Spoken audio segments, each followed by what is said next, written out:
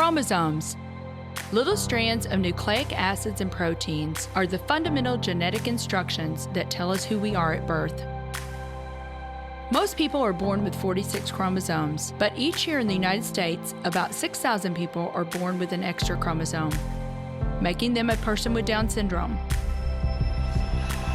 If you've ever encountered someone with Down syndrome, you know that they are some of the kindest, most joyful people you will ever meet. They truly have something extra. My name is Lisa Nichols, and I have spent the last 24 years as both the CEO of Technology Partners and as the mother to Allie. Allie has something extra in every sense of the word. I have been blessed to be by her side as she impacts everyone she meets. Through these two important roles as CEO and mother to Allie, I have witnessed countless life lessons that have fundamentally changed the way I look at the world. While you may not have an extra chromosome, every leader has something extra that defines who you are. Join me as I explore the something extra in leaders from all walks of life and discover how that difference in each of them has made a difference in their companies, their families, their communities, and in themselves.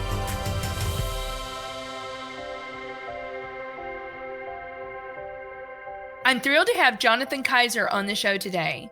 Jonathan is an entrepreneur, the founder of Kaiser Inc., a commercial real estate firm, a #1 Wall Street Journal bestselling author, and keynote speaker. If you like this episode today, please go to Apple Podcasts or wherever you listen and leave us a 5-star rating. Well, Jonathan, I have been looking so forward to this time with you because you are all about selfless service. And we're going to talk about that journey.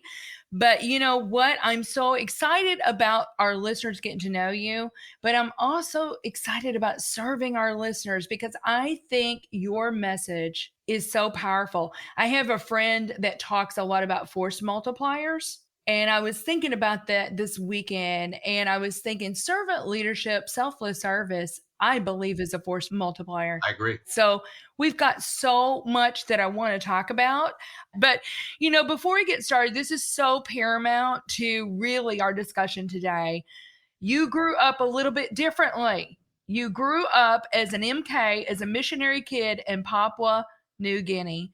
I want you to tell our listeners, what was that like, Jonathan? It was very, very unique. So thank you, first of all, for having me on. I really admire what you're doing here. I admire the passion and the vision behind you and your heart. And so hopefully this has the ability to impact. If we just impact one person today, I will consider our time together a success. And I truly mean that as sincerely as anything could be meant. I was raised, like you said, by missionary parents, but the story actually starts before that. I'm from Arizona, and the reason I'm from Arizona is because my grandfather on my mom's side picked up his family, moved from Nebraska when my mom was young, and moved to the Apache Indian Reservation here in Arizona because he felt like they were the most underserved group of people in the country. He led the team that helped actually take the Apache language and turn it into a written language. It had been solely audible before that. And then he translated the Bible into Apache, started 2 churches. And so I come from a long legacy of extraordinary missionaries and pastors. My mom is a twin. Her twin sister ended up meeting a guy at Biola, and they moved to the Amazon. And they started what is today the largest Christian missionary organization in all of Brazil. Still to this day, they've started like 900 and some churches. They have ultralight planes that fly out into areas that no one's ever been, boats going up and down the waterways, all the tributaries. And so my dad always wanted to be in Christian missionary service, and my mom wanted to marry a missionary or a pastor. They met at Biola as well. And when I was 7, my parents were asked by the church if they wanted to go to Papua New Guinea. So we picked up and moved to Papua New Guinea, and it was quite the unique experience. We were up in the middle of the highlands of Papua New Guinea. Fortunately, the missionaries that had come before us were kind, were good. There was only a couple times where I didn't feel safe. We were loved and embraced. And my dad's job was to take the Bible that had already been translated and turn it into curriculum for a self-sustaining local pastors program. And so my mom homeschooled us, and it was neat. But there was some very interesting experiences, like the feasts were pretty intense. As a 7-year-old kid going to your first feast, and they gather hundreds and hundreds of pigs, which is the main protein staple there. These kind of wild boars, and they gather them, and they simultaneously start beating them over the head with sticks until they die because they don't want to waste the blood.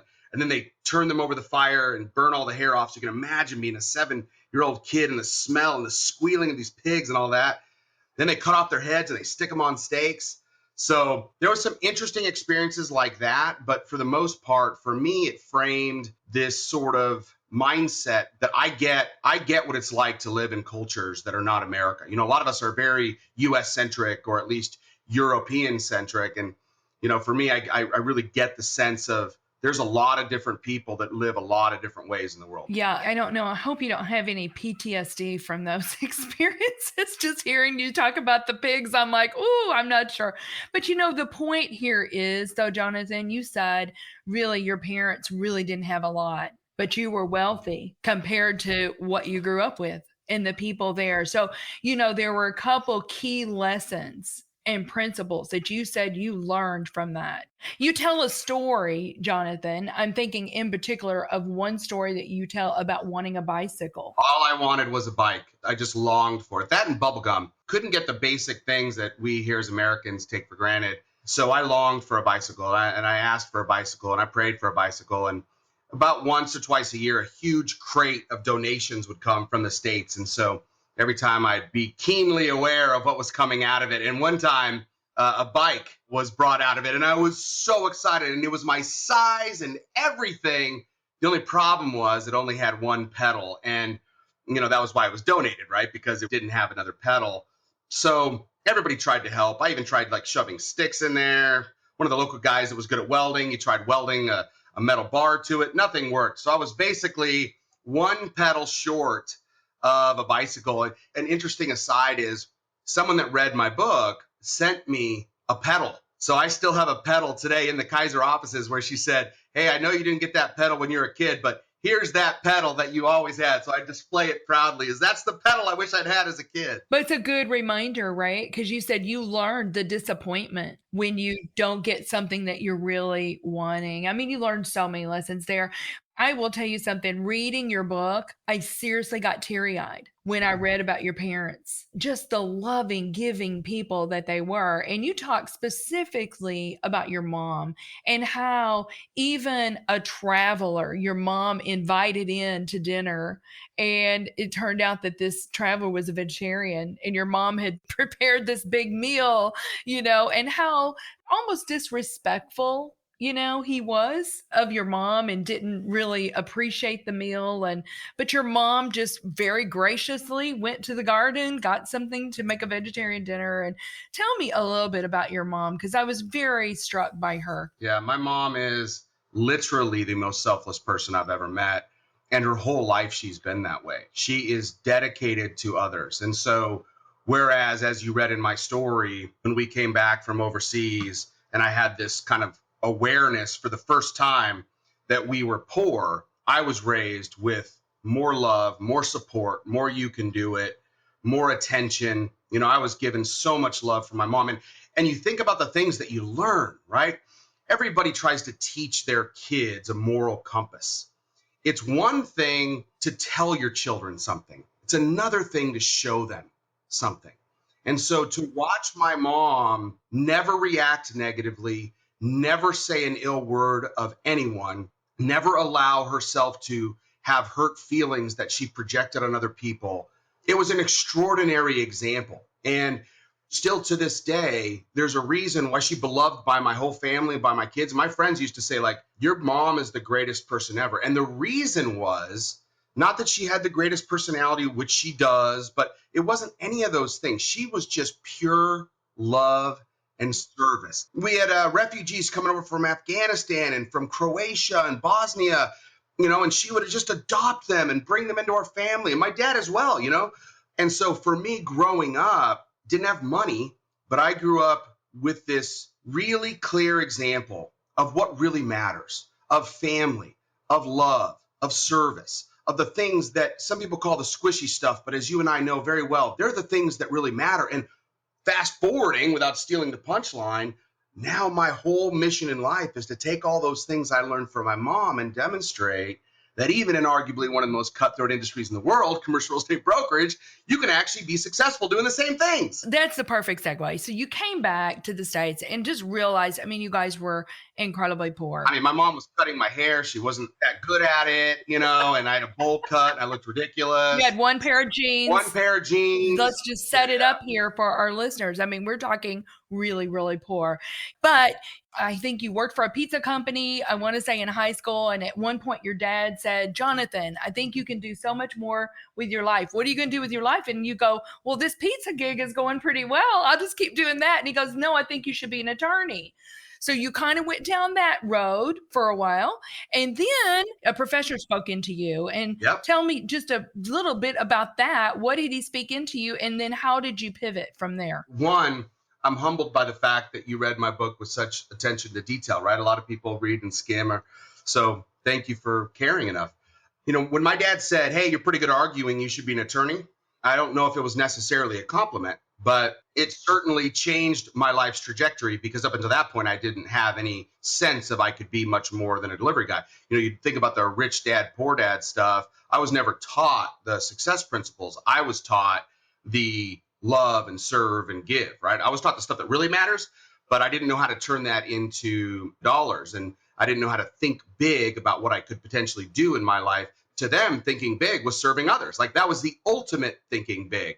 So when he said I could do something professional, like being an attorney, and I knew attorneys made money. And so then I started thinking, well, then I better go to a good school. That's how I went to UCLA, got straight A's. And I was at the end of my junior year, really, I was working my way through college.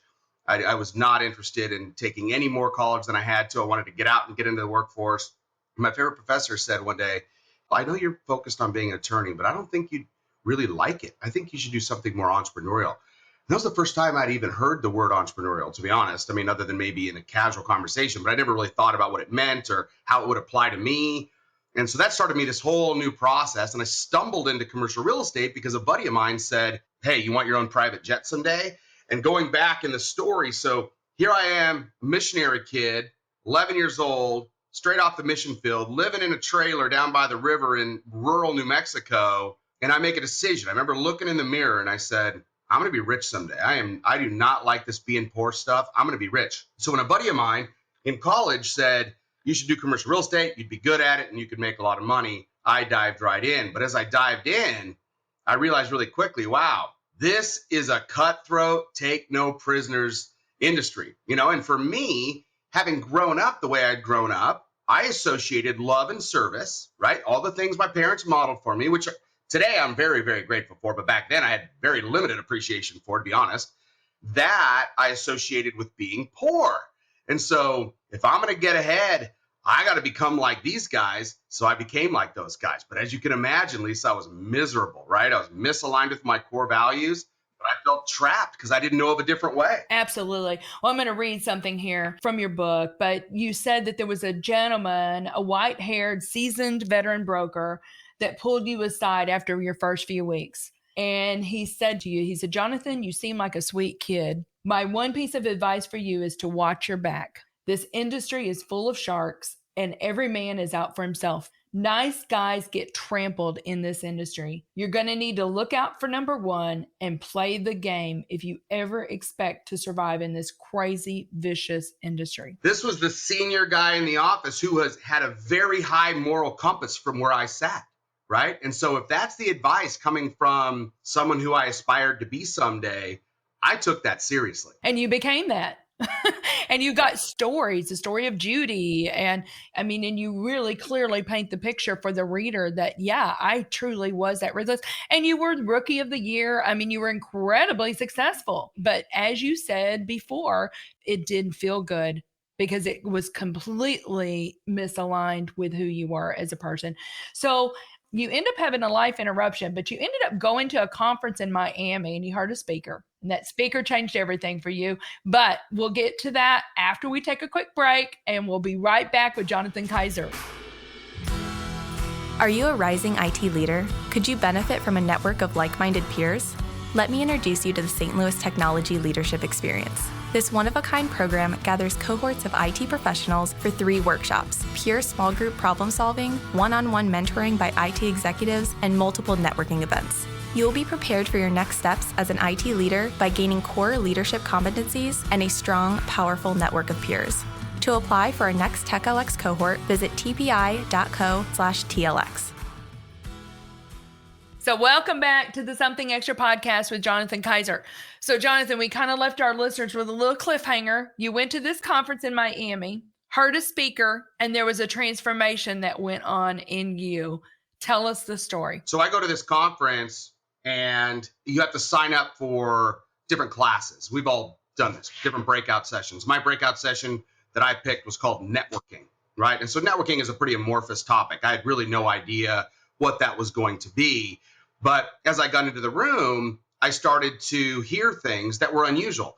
And the speaker's talking about a different way of doing business, a way of succeeding by just helping other people. And I thought, this is weird. This sounds like my parents, right? But the guy's obviously successful and he's talking to a group of successful people. And so my first thought was, this guy's so full of crap. Like, there's no way this is really true. So I went up to him afterwards and I said, hey, so this is just a cool shtick that you say in front of audiences just to get a positive vibe, right? He goes, no, this is really what I do. And I said, well, how does it work? What do you actually do? And he said, think of it like hunting versus farming. Today you're hunting. You're a sales guy. You go out, you're calling on business. You're trying to get a piece of business, kill it, take it home, skin it, eat it. And then you got to get up and do it all over again. He goes, what I'm describing is farming. So here in Arizona, I have a citrus tree, a lemon tree to be specific. And when it was little, man, I had to guard that thing. The dogs kept trying to pull it out of the ground. I had to put a little fence around it. Gave me no fruit. I had to water it. I put those little stakes in the ground. Years of not really getting anything out of that. And now today, it's this massive tree that I can't prune fast enough, and that gives me more lemons than I could ever squeeze. And he described it as that. He said, if you invest in people, if you invest in relationships and do it through service, do it through helping them versus trying to get something from them over time, you'll have success. And so I thought, well, that seems rational. I mean, I get the law of reciprocity. So you're saying you could do this in business? And he said, yeah. And I said, okay, if this really works, how come I've never heard of it? And how come nobody else that I know is doing it? And he said, because it takes too long. And I said, how long is too long? He said, it'll take you 4.5 to 5 years to really reinvent yourself and to have served enough people where it starts coming back to you in a meaningful way. And I thought, wow, could I do that in commercial real estate, in Arizona? And it just really resonated with me. It was like, wow, what if I didn't have to be ruthless to win? What if I could actually just do this and still be successful? So long story short, I decided to reinvent myself, which for a guy that was raised a certain way, rejected that, almost prodigal son story, became that ruthless shark, and then decided he was going to start serving and selflessly helping people. That wasn't an easy road. I mean, there was a lot of heart change that needed to occur. It wasn't just function, it was internal as well. And as I got involved in the community and started helping people, I realized, man, I need some help. I need someone that could actually coach me and help me through this. So I was reading a book called 17 Lies by Steve Chandler. And at the end, I couldn't put it down. At the end of that book, I was like, man, this guy knows something that I need. This guy has wisdom in him that I don't have, and I want what he has. So I sent him this email late at night, and I was like, asking him to coach me and how I loved his book. And he sent me a nice sort of thanks, but no thanks response. And he said, but you can come watch me. I'm speaking at this thing. So I decided I was going to show up early and I was going to impress him. I had the book with me. And after the speech, which was equally impressive, where he talked about an ownership mindset versus a victim mindset, I went up to him afterwards and I said, I know you said no, but please, I really feel like I need you to coach me, and I will be the most coachable student you've ever had. I'll do whatever you ask me to do. Please, please, please. And he fortunately looked at me, had sympathy on me, and decided to take me on. It was through that a real transformation occurred. And that started the process. And then when I graduated from him, he said, okay, Jonathan, I can't help you anymore. You need Steve Hardison. And Steve Hardison was this super coach that was ridiculously expensive, that had a long waiting list to get into. I was nervous about meeting with this guy, but I knew that if I really wanted to escalate my life and where I was going, that I needed continued guidance and mentorship, which obviously, having read my book, is a persistent theme throughout. I absolutely love that story. And there is so much packed in there. I loved number one, your persistence. You didn't give up. And we know that that is one of the characteristics of successful people. Oftentimes, it's not that they're more talented. It's not that they have a higher IQ. It's just that they don't give up. They just keep going. So I appreciated that. I also, to your point about mentorship, we cannot do this all alone. Steve Cuss is a friend that was on the podcast recently, and he said part of the thing that causes so much anxiety is that they don't always know what to do, but they're expected to know what to do. And the thing is, you've got to have other people that will be speaking into you to go to the next level, because we all have these blind spots. We all have things that we don't even recognize ourselves. And a mentor or a coach can really bring those things to light, into the light, so that you can work on those things. So there's so much about that story that I love. I think that fundamentally is the number one key to a successful life. I call it coachability. At Kaiser, our firm, it's principle number 12. It is this very critical idea of the only way that we grow, the only way that we get better, the only way that we can experience more of what we want and less of what we don't want, is to be willing to stand in the discomfort. And it is truly uncomfortable, especially the more successful you get, right? That whole eye of the needle thing, I think what it's referring to, and I'm not pretending to be able to interpret scripture in a meaningful way, but to me, what I think it's referring to is the idea that the smarter you get, the more you know, the harder it is to admit that there's still so much you don't know. So I try to practice this sort of eternal student mindset, learning from everyone, learning from everything. What I call my drug of choice is that extreme discomfort when you see and experience in your body a realization of something that you couldn't see before, that now you can see. That's a blind spot that was getting in your own way, that you were probably blaming other people for, or other events for, or who knows what for, that now you realize was squarely in your camp. So for me, what I'm constantly trying to do is identify where are those roadblocks that I put in my way. And self-identification is very, very valuable. But if you don't have people that are attuned to you and committed to helping you find them, you're taking the slow route versus the fast route. Could not agree more. That is so good. You mentioned the principles. And so the first part of your book really is laying the groundwork. But then in the second half of the book really is setting it up, like with, I think there's 15 different principles, right? Yes. Could you just pull a couple of those principles out? Look, we all know how to love. We all know how to serve. We do it in our family lives. We do it in our social circles. And then somehow we forget all that and become like I used to be and feel like we got to go look out for number one and fight in business. And so the whole thing I'm trying to explain to people is, if you're already not living selflessly, this is not some, hey, you should do it because. What I'm trying to explain is I believe selfless service is the most self-interested long-term business strategy out there. I'll say that again. I believe selfless service is selfish. I believe that it helps you get everything you want in life the more you help other people. You can't outgive the universe. You can't outgive God. And so all I'm trying to do is say, look, if it works in your personal life, it works in business. Now, you have to play the long game. It's not an instant gratification. It's not a quid pro quo. Service, to me, is just doing something for someone else, regardless of the motive. Selfless service, number one, it has to be a choice, because if it's not a choice, it's not service. It's a job. It's a mandate. It's doing it for whatever reason.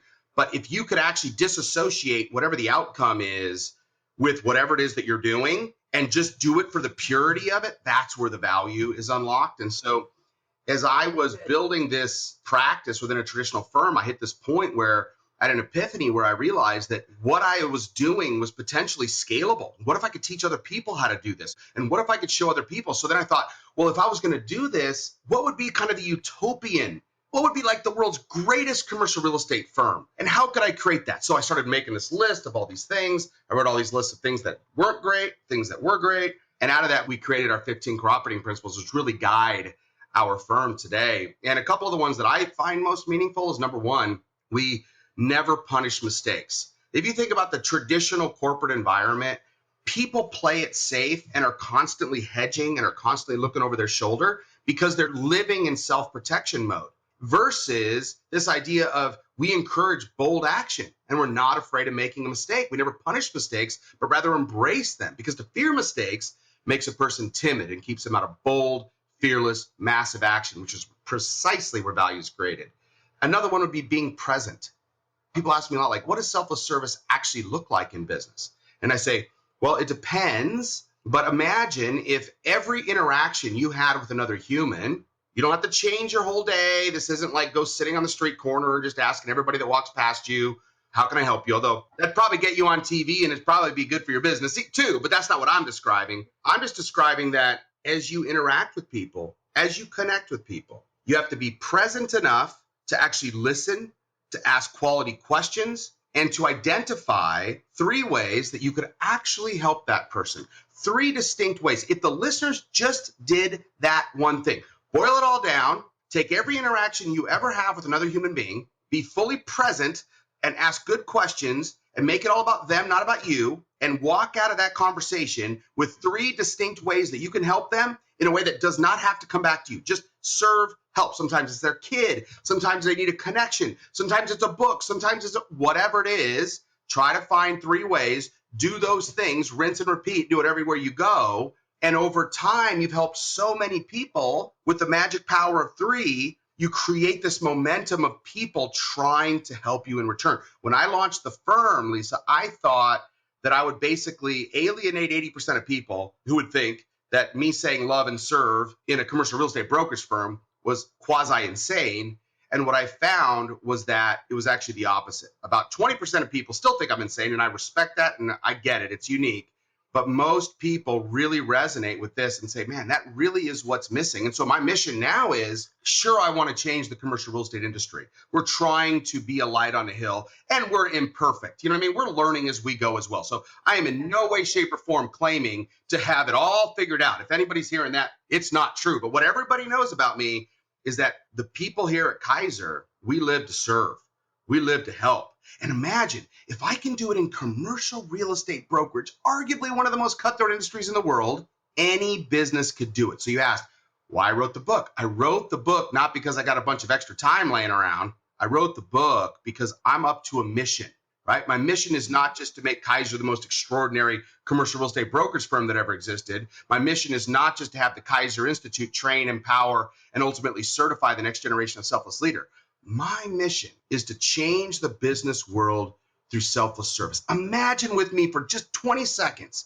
Imagine a world where everybody in business, because I'm talking to business leaders here.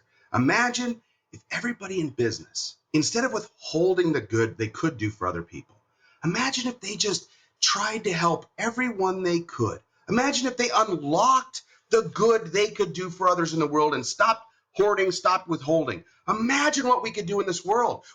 All ships would rise, right? But it takes people getting out of that scarcity mindset and getting into abundance. And so all I'm trying to do is say, look, if a crazy former missionary kid that became this ruthless shark can go full circle and come back around and have created this entire experience within commercial real estate where all I want to do is help people, and if I can still pay my bills, and if I can still have a nice house, and if I can still take care of my family, maybe you can do the same thing. And that's where the Kaiser Institute came out, and people started saying, I love your book. It's motivational. I want to know how to do this more. So we're developing all these courseworks for teaching leaders how they can do this for themselves, because I want to change business. I want business leaders to really see that it's possible for them to create extraordinary success by just helping other people. Right. What a beautiful world. So, Jonathan, this is something extra. What do you believe is the something extra that every leader needs? I think grit. There have been so many times where I was tempted to quit. There have been so many times where I wanted to throw my hands up in the air and say, this is too hard. There's so many times when the feedback that I was getting was not consistent with what I was hoping to get. And I believe that anybody that's up to anything big has to push forward even when it looks impossible, even when others are giving up, even when people are telling you it's never going to work. Stay the course, push through it. The sun will rise again. The tough times will turn into good times. But it's that resilience, it's that grit that I think define the people that actually make huge impact in the world and those that don't. I agree. So, Jonathan, what are you most excited about right now? And how can our listeners get involved? Well, the thing I'm most excited about, Lisa, is we are developing an entire workshop program for business leaders around how to create cultures of selfless service and how they can reinvent themselves. We teach this inside out reinvention process in the book. And so taking that to business leaders, whether it's in group or individual or customized for the organization. So those are coming soon. So stay tuned. But anybody that is interested in this, what I tried to do with my book, You Don't Have to Be Ruthless to Win, is I tried to take everything that I've learned over the past 20 years and pack it into that book so that anybody could pick it up, read it, and be able to do it on their own. So one, I'd encourage everybody to get the book. You can go to ruthlessbook.com, pick up your copy, or it's also on Amazon. It's also on Audible. It's read in my voice. So if you are not overly annoyed by the sound of my voice, you might enjoy that. You might have to listen to it on 2X, though, because I had to speak so slow for Audible. It was bizarre. But then also Kaiser.com, KEYSCR.com, for anybody that's interested in learning more about the Kaiser Institute and how we can get involved. But most importantly, what I really want people to do is to think, if that crazy guy can do it, maybe I can do it too. Because it's going to take all of us. This is not a solo effort. My job, my goal, my mission, my vision is for people to see that this is possible, adopt it for themselves, and lean in. And if we all do that, Lisa, the things we can accomplish in this world are going to be extraordinary. So what I'm really inviting everybody to do is shift their mindset from what can I get to what can I give, play the long game, remember the power of 3 with every human interaction you have, and really focus on that and watch what shows up for you in your life. So good. Well, Jonathan, I cannot thank you enough. This has just been so much fun. And there's tons of subjects left to talk about, so we may have to do a part 2. Happy to do it. But thank you so much for being on the show today. Thank you for inviting me. It's been an honor. And thank you for all that you're doing in the world as well. Thank you for listening to today's show. Something Extra with Lisa Nichols is a Technology Partners production. Copyright Technology Partners, Inc., 2019. For show notes or to reach Lisa, visit tpi.co/podcast. Don't forget to leave a review on Apple Podcasts, Google Play, or wherever you listen.